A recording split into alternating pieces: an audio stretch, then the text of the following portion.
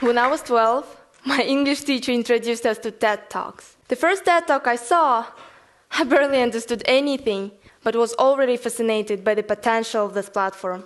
I started to watch more talks and realized what an opportunity it was for inspiring people to spread their ideas and opinions. I've always been very curious, but growing up in a poor household in Russia didn't give me the opportunity to learn and experience a lot of things. TED gave me an easy access to information that I could not find anywhere else, and a way to deliver that was innovative and unique. Today I'm 17 years old, and I want to share with you a few lessons that I've learned as a teenager while watching TED Talks and how my life has completely changed as a result. Lesson number 1. Trying new things is a key to an extraordinary life. Watching TED opened my mind to incredible things that other people have done, making me realize that I want to have my own extraordinary experience. So began my research. I came across a talk done by Matt Cutts, where he advises to try something new for 30 days. What was my something new? First of all, zero-waste life. Lauren Zinger's talk introduced me to a new way of living. Did you know that roughly 1/3 of the food produced every single year is wasted? I did not. I lived without any packaged products and used everything to limits. For example, food. I cannot stress how difficult that was, from using shampoo to making meals.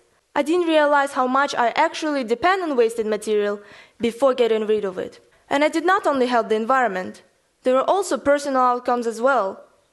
By buying unpackaged products, I turned to organic food, which resulted in weight loss, clearer skin, and overall health improvements. The second experience that I had was saying yes to every opportunity like Shonda Rhimes. It is proven that saying yes can actually make you happier. In fact, some sources suggest that an average person makes an eye-popping 35,000 choices per day. Most of the time, fear or laziness stopped me from doing something great. Saying yes stopped me from second-guessing about myself. If you want to dye your hair red, just do it. Saying yes got me out of my comfort zone and made me more communicative. I was out there in the world instead of sitting in front of a computer. It made my life more interesting, full with events that I would not have seen or experienced otherwise. So how about every time your mind goes, no, just think, will it actually be horrible saying yes? I had the first experience, and it was talking to strangers, like Keo Stark. An average person sees up to 3 million faces during their lives. How many of them do you remember? How many of them did you have a conversation with? The same lady served my food for 4 years straight, and I didn't even know her name. So I started constantly having conversations with people that I didn't know. And believe me, at first, I hated it. I'm not a shy person, but I'm not a very outgoing person either. There was a lot of awkward silence. For some reason, words just didn't come out of my mouth, or people thought that I tried to hit on them, which is even worse.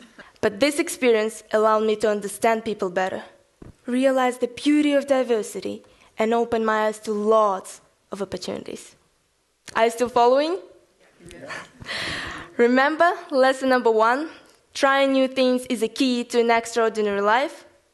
Trying new things had led me to my first extraordinary moment. I randomly talked to a girl in a bus station and found out about this wonderful organization that allowed teenagers to go abroad and help people.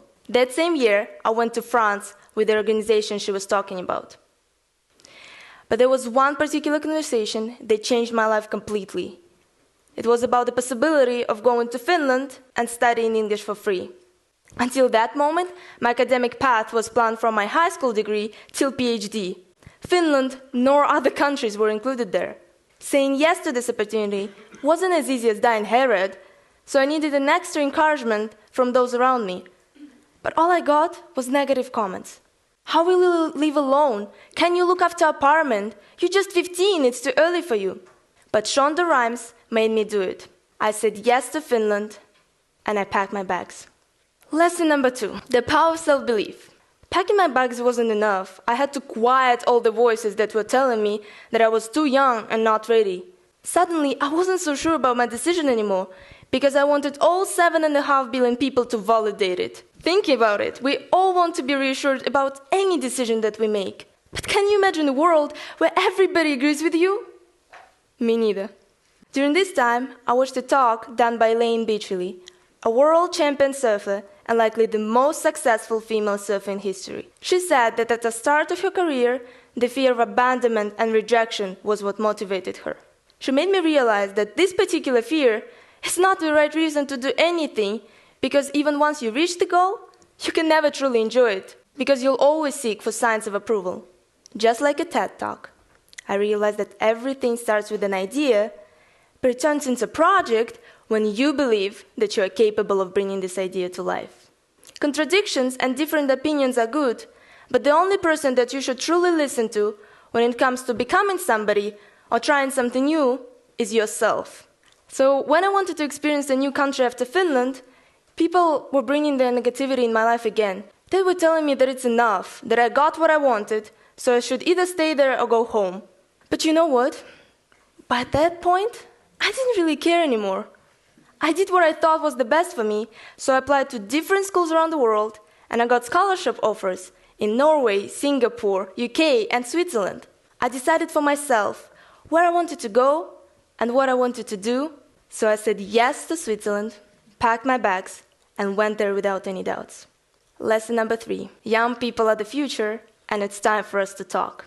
This one has a special importance to me, since I'm a young person, and I've never been encouraged to do a lot of things, because people thought that it was too early for me. It triggered my attention towards age discrimination, and I came across a talk done by Kate Simmons, where she emphasizes that regardless our age, we all can dream big and achieve great results.